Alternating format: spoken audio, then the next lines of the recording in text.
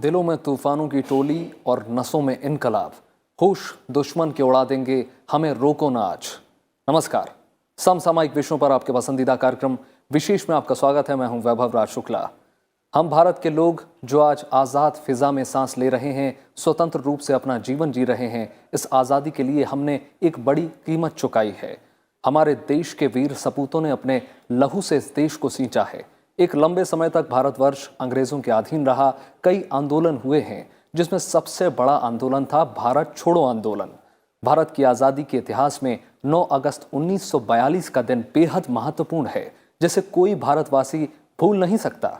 इस आंदोलन ने कई छोटे छोटे आंदोलनों को एक सम्मिलित रूप में इकट्ठा किया और धीरे धीरे इसकी चिंगारी पूरे देश में फैल गई और इसने एक मशाल का रूप धारण कर लिया। यह आंदोलन अगस्त क्रांति के नाम से भी जाना जाता है। इतने बड़े पैमाने पर देशभक्तों ने इस आंदोलन में हिस्सा लिया कि अंग्रेज अपने घुटने टेकने पर मजबूर हो गए। आज विशेष में हम जानेंगे भारत छोड़ो आंदोलन से जुड़े तमाम पहलुओं को। तो आइए शुरू करते हैं आज का विशेष। 77 साल पहले भारत उबल रहा था और सदियों पुरानी दास्ता की बेड़ियों को तोड़ने का इंतजार कर रहा था। तभी करो या मरो के नारे के साथ महात्मा गांधी ने भारत छोड़ो आंदोलन का बिगुल बजा दिया। महात्मा गांधी की ललकार पर लाखों भारतीय अपने जीवन को देश की आज़ादी के लिए कुर्बान करने के लिए घरों से निकल पड़े। दरअसल भारत छोड़ो आंदोलन या अगस्त क्रांति एक ऐसा व्यापक आंदोलन था जिसने अंग्रेजी शासन को हिला कर रख दिया था।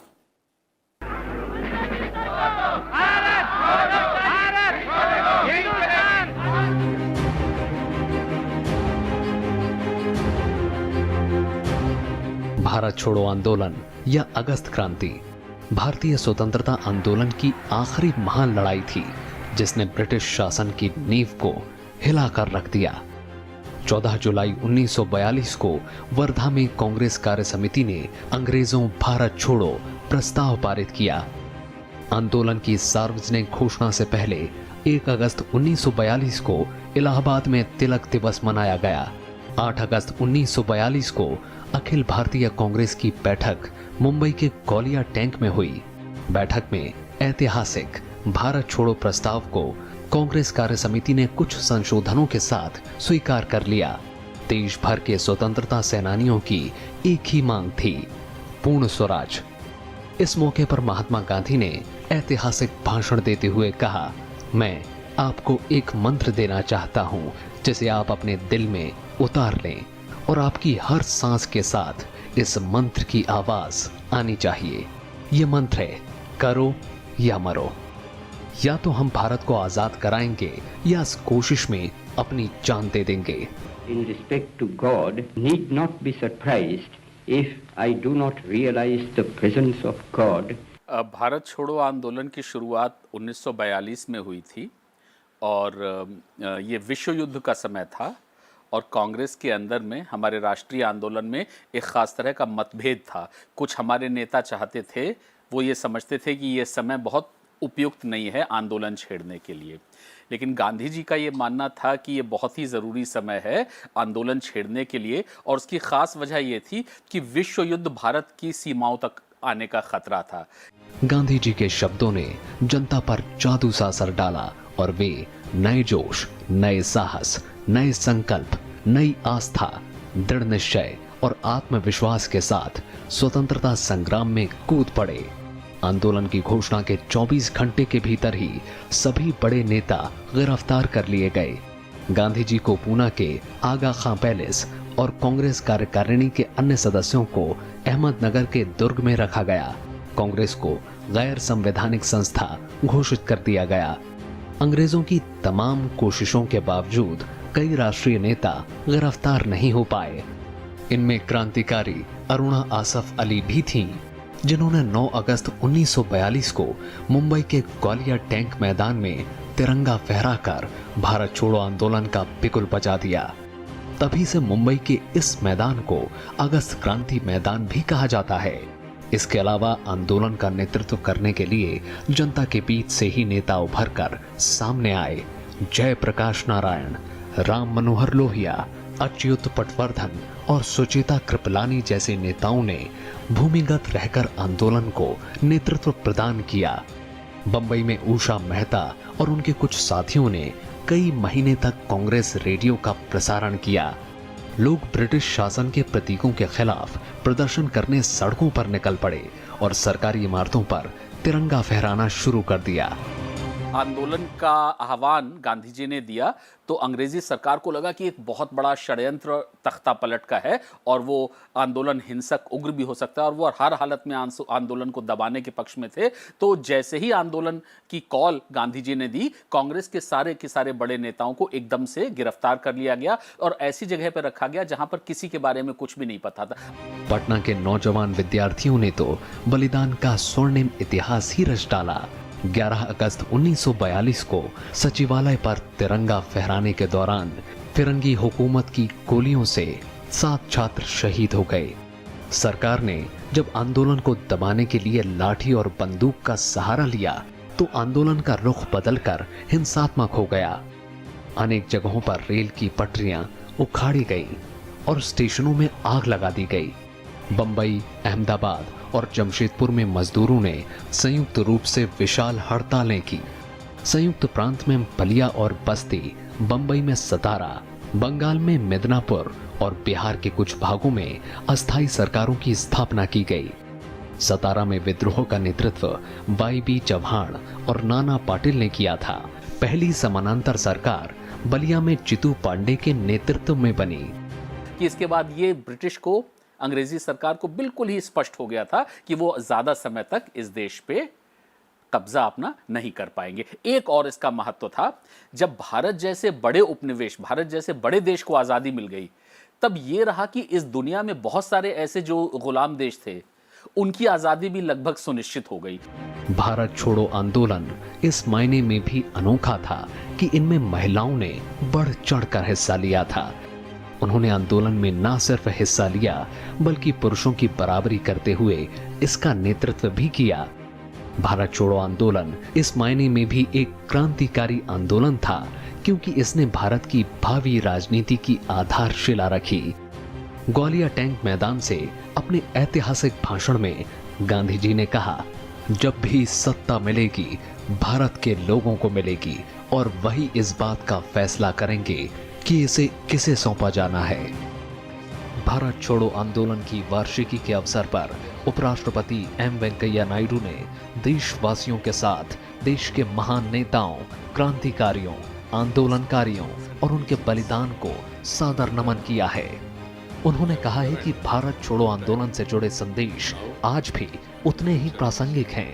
India movement was aimed at driving out foreigners, Britishers. But now the relevance of Quit India is still there. Quit India now should apply to ending corruption, ending discrimination, ending disparities, and then ending poverty. This should be a movement of the people, protecting the nature and then also eliminating the social evils. We should make them to quit India and for that matter the world also. Bharat छोड़ो आंदोलन का इतिहास गुमनाम योद्धाओं के बलिदानों से भरा पड़ा है। उस दौर के किसानों, फैक्ट्री मजदूरों, पत्रकारों, कलाकारों, छात्रों, शिक्षा शास्त्रियों और धार्मिक संतों की कई गुमनाम गाथाएं हैं। अगस्त क्रांति एक ऐतिहासिक क्षण था। ये केवल विदेशी दास्तां के खिलाफ महज एक आंदोलन भर नहीं था, बल्कि भारतीय जनता में एक नई चेतना का संचार था। इस नई चेतना ने भारत की आजादी की एक मजबूत जमीन तैयार की, जिसने 1947 में अंग्रेजों को भारत को आजाद करने पर मजबूर कर दिया। Bureau report, Rajya Sabha TV. पूर्व में साम्राज्यवाद के खिलाफ आंदोलन तेज हो रहा था। पश्चिम में द्वितीय विश्व युद्ध लगातार जारी था और भारत में महात्मा गांधी के नेतृत्व में देश आजादी की आशा कर रहा था। महात्मा गांधी अहिंसक उपायों और सत्याग्रह से समाज को बदलना चाहते थे। वहीं दूसरी तरफ नेताजी सुभाष चंद्र बोस ने दिल्ली चलो का नारा दिया था और भारत को आजाद कराने के लिए आजाद हिंद फौज की कमान संभाल ली थी। भारत छोड़ो आंदोलन की पृष्ठभूमि में दुनिया में बदलाव का दौर था। भारत छोड़ो आंदोलन की नींव ऐसे तो 1942 से पहले से चली आ रही आजादी की लड़ाई के रूप में रखी जा चुकी थी, लेकिन इसके तत्कालिक कारणों की शुरुआत होती है द्वितीय विश्व युद्ध से बने माहौल से। द्वितीय विश्व युद्ध 1943 में शुरू हुआ। द्वितीय विश्व युद्ध छिड़ने के बाद विश्व दो ध्रुवों में बंट गया था, मित्र राष्ट्र और धुरी राष्ट्र। सितंबर 1943 में युद्ध की शुरुआत में फ्रांस, पोलैंड और ब्रिटेन मित्र राष्ट्र में शामिल थे। जल्द ही ब्रिटेन के अधीन कुछ देश ऑस्ट्रेलिया, कनाडा, न्यूजीलैंड और दक्षिण अफ्रीका भी इस गुट में शामिल हो गए। 1941 के बाद मित्र राष्ट्र में अमेरिका और सोवियत संघ भी शामिल हो गए। वहीं धुरी राष्ट्र उन देशों का गुट था जिन्होंने दूसरे विश्व युद्ध में जर्मनी और जापान का साथ दिया और मित्र राष्ट्र के खिलाफ लड़े। धुरी राष्ट्र में जर्मनी, इटली और जापान प्रमुख शक्तियां थीं। ब्रिटिश फौजों की दक्षिणी पूर्व एशिया में हार होने लगी थी। वहीं ये आशंका भी प्रबल होती जा रही थी कि कहीं जापान भारत पर हमला न कर दे। भारत में भी ब्रिटिश हुकूमत के खिलाफ आजादी की लड़ाई जारी थी। ऐसे हालात में ब्रिटेन को भारत से समर्थन की कोई उम्मीद नहीं दिख रही थी। मित्र देश अमेरिका, रूस और चीन ब्रिटेन पर लगातार दबाव डाल रहे थे कि इस संकट की घड़ी में वो भारतीयों का समर्थन हासिल करने के लिए पहल करें। इधर राष्ट्रवादी नेताओं ने भी भारत को पूरी तरह आजाद करने के लिए ब्रिटेन के तत्कालीन प्रधानमंत्री विंस्टन चर्चिल पर दबाव डाल रहे थे। भारतीय गवर्नर जनरल लॉर्ड लिनलिथगो ने 3 सितंबर 1939 को देश की विधायिका या कांग्रेस से बिना बातचीत किए भारत को भी जर्मनी के खिलाफ युद्ध में शामिल होने की घोषणा कर दी। हालांकि कांग्रेस में ब्रिटेन का साथ देने के मुद्दे पर मतभेद था। ब्रिटेन हर हाल में भारत का साथ चाहता था। दूसरे विश्व युद्ध के बाद से लगातार ब्रिटेन की हालत खराब होती जा रही थी। जर्मनी लगातार ब्रिटेन पर आक्रामक होते जा रहा था। लेकिन 1940 और 42 के बीच में इस तरह की परिस्थितियां बनी कि गांधी एकदम से दृढ़ निश्चय और पूरे संकल्प के साथ उन्होंने तय कर लिया कि लड़ना ही है। विश्व युद्ध की वजह से अमेरिकी शक्तियां यहाँ अमेरिका की फौज 1942 में वो भारत में आ गई, बहुत सारे लोग, और इसको गांधी ने और भारत की जनता ने बिल्कुल ही पसंद नहीं किया। अंग्रेज लोगों ने, ब्रिटिश सरकार ने, चर्चिल ने, जिन्होंने कहा कि हम दुनिया में शांति चाहते हैं, हम दुनिया के देशों के लिए आज़ादी चाहते हैं, एक बहुत बड़ा अटलांटिक उनका रेजोल्यूशन था, लेकिन उन देशों में उन्होंने भारत को शामिल नहीं किया। उन्होंने कहा कि भारत तो ग्रेट ब्रिटेन का हिस्सा है, बाकी देशों को आज़ादी मिलेगी, भारत तो इंग्लैंड का ही हिस्सा रहेगा। भारत का समर्थन हासिल करने के मकसद से ब्रिटेन ने क्रिप्ट मिशन का दांव खेला। स्टेफोर्ड क्रिप्स को मार्च 1942 में भारत भेजा गया। क्रिप्स मिशन ने बाकायदा एक योजना तैयार की। इसके जरिए ब्रिटेन सरकार भारत को पूर्ण स्वतंत्रता देना नहीं चाहती थी।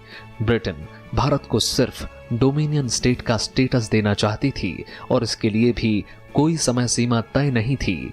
वो भारत की सुरक्षा अपने हाथों में ही रखना चाहती थी और साथ ही गवर्नर जनरल के वीटो अधिकारों को भी पहले जैसा ही रखने के पक्ष में थी।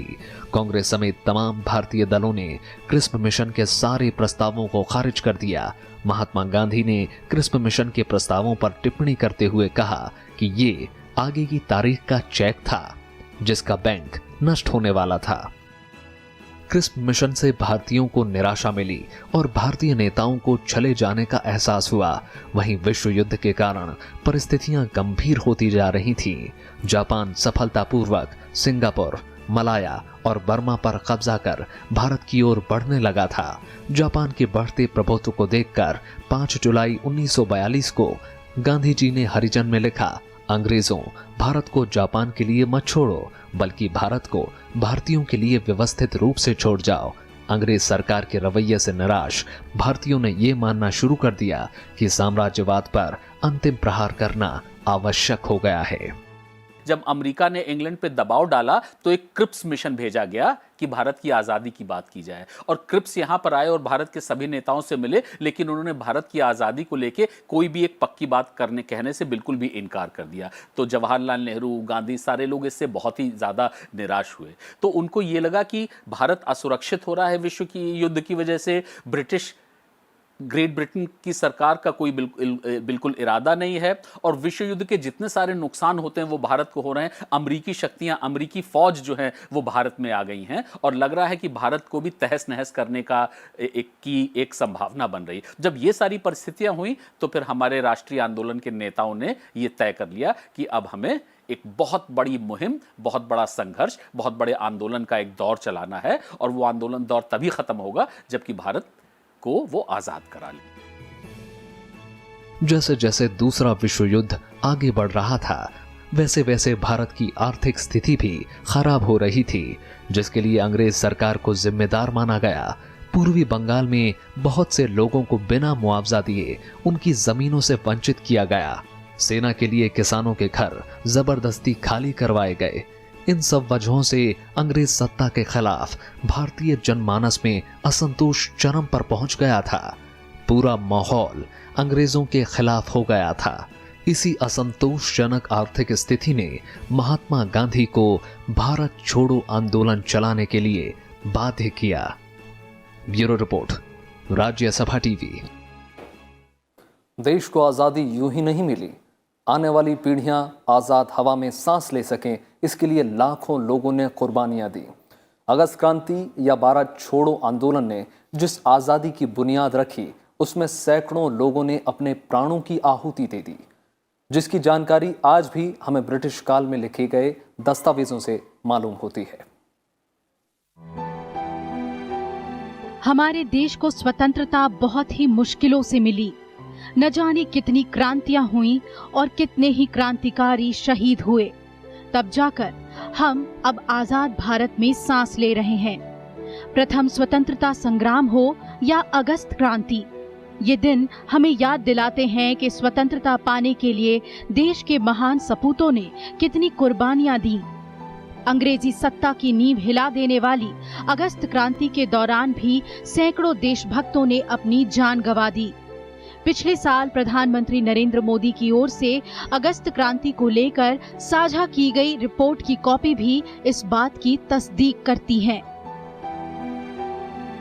बहुत बड़ा रोल था, बहुत महत्वपूर्ण भूमिका थी। देखिए, भारत को आज़ादी मिलने के पीछे जो विचारधारा काम कर रही थी वो भारतीय राष्ट्रवाद की विचारधारा थी कि भारत की जनता चाहती है कि भारत की हमारी अपनी प्रतिनिधि सरकार हो, कोई विदेशी यूरोपीय सरकार हमारे पास ना हो। तो ये राष्ट्रवाद के विचार एकदम से यूं ही पैदा नहीं हो गए थे। 19वीं सदी के अंत से धीरे धीरे एक संघर्ष के दौर से ये राष्ट्रवाद के विचार समाज के अलग अलग तबकों तक पहुंच रहे थे। मध्य वर्ग तक पहुंचे, पूंजीपति वर्ग तक पहुंचे, किसानों तक पहुंचे, कबीलाइयों तक पहुंचे, मजदूरों तक पहुंचे, धीरे धीरे पहुंचे। ये दस्तावेज इस बात का सबूत हैं कि भारत छोड़ो आंदोलन के जरिए महात्मा गांधी ने किस तरह अंग्रेजी हुकूमत की नींव हिला दी थी। इस आंदोलन ने देश की आजादी के आंदोलन को काफी तेज कर दिया था। 1942 के आते आते राष्ट्रवाद के ये विचार, वो भारतीय लोग जो ब्रिटिश सर्विस में थे, वो भारतीय लोग जो ब्रिटिश फौज में थे, वो भारतीय लोग जो सिविल सर्विसेज में थे, जो कि ब्रिटिश एम्पायर की रक्षा कर रहे थे, वहां तक भी जब ये पहुंच गए तब फिर ये लगा कि अंग्रेज रुकेंगे कैसे। भारत तो बहुत बड़ा देश है। गांधी जी ने कहा था कि भाई 2-2.5 लाख अंग्रेज लोग यहाँ पर हैं और भारत इतना बड़ा देश है, वो इस देश में तभी रह सकते हैं जबकि भारतीय लोग उनका समर्थन करें। और राष्ट्रीय और क्विट इंडिया मूवमेंट ने, भारत छोड़ो आंदोलन ने ये सुनिश्चित कर दिया कि वो समर्थन जो कि 19वीं शताब्दी में और 20वीं शताब्दी के शुरू में अंग्रेज सरकार को भारतीय लोगों से मिल रहा था, वो अब लगभग नामुमकिन हो गया। तो जब सारे के सारे समाज के सारे लोग दृढ़ संकल्प हो गए अंग्रेजी सरकार को हटाने के लिए, तो फिर वो कैसे यहाँ पे रह पाएंगे? उनका तो रह पाना असंभव हो गया। इस दस्तावेज में कहा गया है कि 9 अगस्त को भारत छोड़ो आंदोलन शुरू होने के बाद मुंबई सिटी में गांधी और वर्किंग कमेटी के सदस्यों को गिरफ्तार कर लिया गया। मुंबई में लोगों पर आंसू गैस के गोले भी दागे गए। रिपोर्ट में 15 जगहों पर पुलिस फायरिंग में 8 लोगों के मारे जाने और 44 लोगों के घायल होने की जानकारी भी दी गई है। इसके अलावा अहमदाबाद में हड़ताल होने और पुलिस फायरिंग में 1 की मौत की जानकारी है। इसमें कहा गया है कि पुणे में छात्रों की भीड़ पर पुलिस फायरिंग हुई, जहां 1 की मौत हो गई। इसमें सूरत शहर में आंदोलन को दबाने के लिए सैनिकों को रवाना किए जाने की बात भी कही गई है।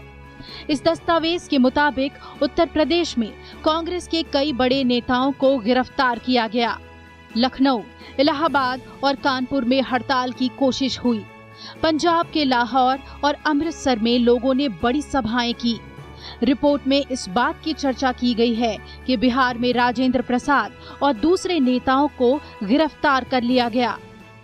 भारत छोड़ो आंदोलन को फौज की मदद से और एक बहुत ही दमन के द्वारा और जोर जबरदस्ती के द्वारा और शोषण के द्वारा अंग्रेज सरकार ने दबा दिया।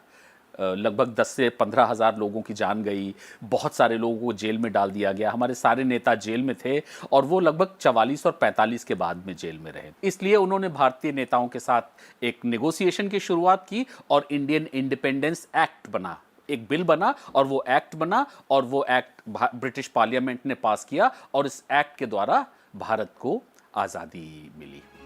अगस्त क्रांति के ये आधिकारिक दस्तावेज इस बात की गवाही देते हैं कि भारत छोड़ो आंदोलन का दायरा कितना बड़ा था और कितने बड़े पैमाने पर लोगों ने इस आंदोलन में हिस्सा लिया था। ये उन असंख्य देशभक्तों की कुर्बानियों का नतीजा ही है कि आज हम खुली हवा में सांस ले रहे हैं। Bureau report, Rajya Sabha TV. Mahatma Gandhi ने आज़ादी की लड़ाई को नया आयाम दिया। इसके लिए कभी वो कुशल राजनेता के तौर पर सामने आते तो कभी एक महान विचारक के तौर पर। उनके इसी व्यक्तित्व ने देश को न सिर्फ एकजुट किया बल्कि आज़ादी के लिए मर मिटने का जुनून भी पैदा किया। छोड़ जा रहे हैं आपको गांधी जी के विचारों के साथ। नमस्कार।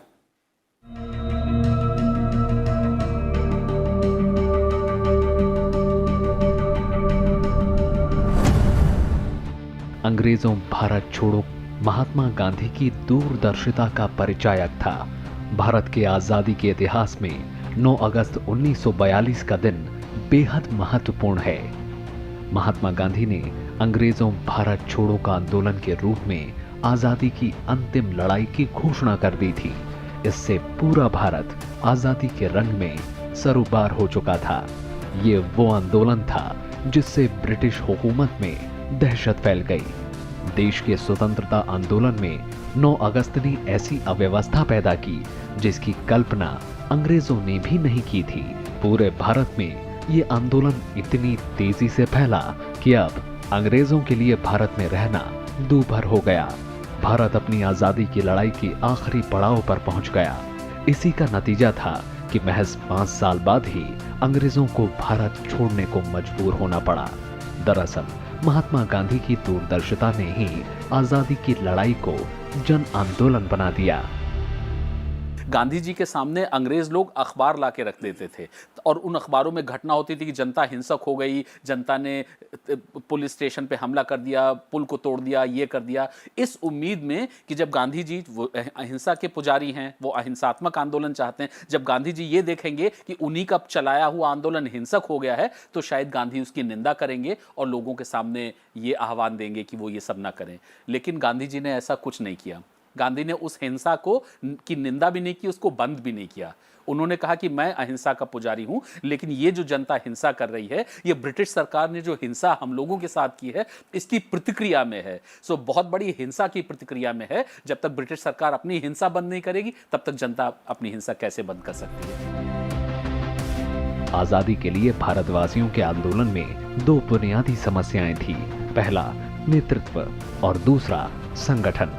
1915 यानी महात्मा गांधी के भारत आने तक स्वतंत्रता आंदोलन बहुत हद तक बिखराव की स्थिति में था।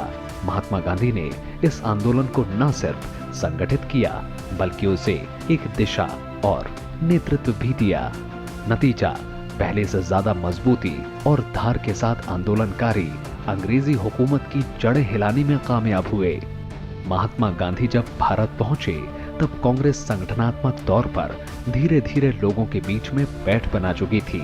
1905 के बाद से कांग्रेस के भीतर उग्र विचारों की भावनाएं सुलगने लगी थी, जिसकी धुरी लाला लाजपत राय, बाल गंगाधर तिलक और बिपिन चंद्र पाल के इर्द गिर्द घूम रही थी।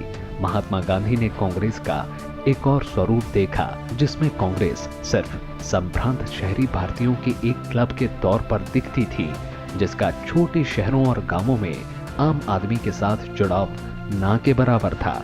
गांधी ने कांग्रेस की इस सीमित पहुंच को देशव्यापी बना दिया। आजादी की लड़ाई को जन आंदोलन बनाने के लिए गांधी जी ने देश के मिजाज को समझने की कोशिश की।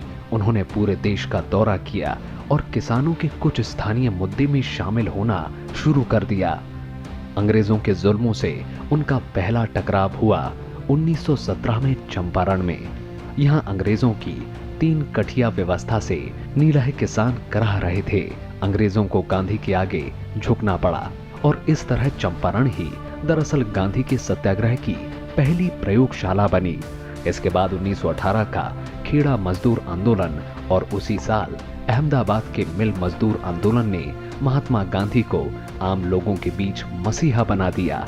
महात्मा गांधी लोगों के बीच इतने प्रिय हो गए कि उनकी झलक पाने लोग मीलों पैदल चल कर आते। 1921 तक महात्मा गांधी ने एक तरह से कांग्रेस की कमान हाथ में ले ली।